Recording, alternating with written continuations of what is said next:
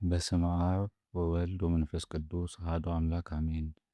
ዛሬ ግንቦት 2 የትዕግሥት አውራ የጽናት ማማ የሆነው የጻድቁ ኢዮብ ዓመታዊ በዓል ነው።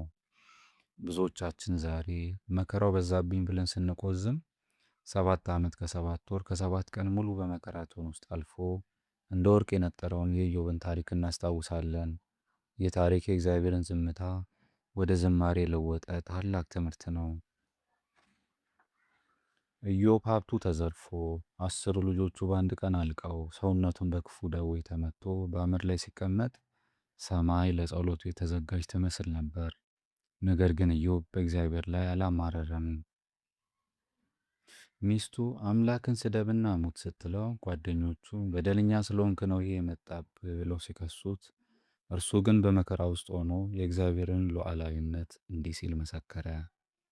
እግዚአብሔር ሰጠ፣ እግዚአብሔርም ነሳ፣ የእግዚአብሔርም ስም የተባረከ ይሁን።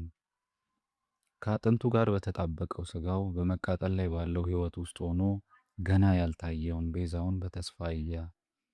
ቤዛዬ ሕያው እንደሆነ አውቃለሁ በማለት በጨለማው መካከል ብርሃንን ተነበየ። የዛሬው ትውልድ ሆይ ፈተና የእግዚአብሔር ጥል ሳይሆን የማንጠሪያ ቶን መሆኑን ከኢዮብ እንማራለን። እግዚአብሔር ዝም ሲል የረሳ ይምሰል። ትዕግሥትህ ፍሬ እስኪያፈራ እየጠበቀ ነው እንጂ። ዛሬ ግንቦት 2 እግዚአብሔር ለኢዮብ ካጣው በላይ 4 እጥፍ አድርጎ የሰጠበት ቀን ነው። አንተም በጽናት ከቆምክ ከሐመር ላይ ተነስተህ በክብር ትቆማለህ። በኢዮብ ትዕግሥት ውስጥ የተገለጠው መለኮታዊ ኃይል ዛሬም ላንተ ይሠራል። የጻድቁ ኢዮብ በረከትና ረድኤት ከሁላችን ጋር ይሁን።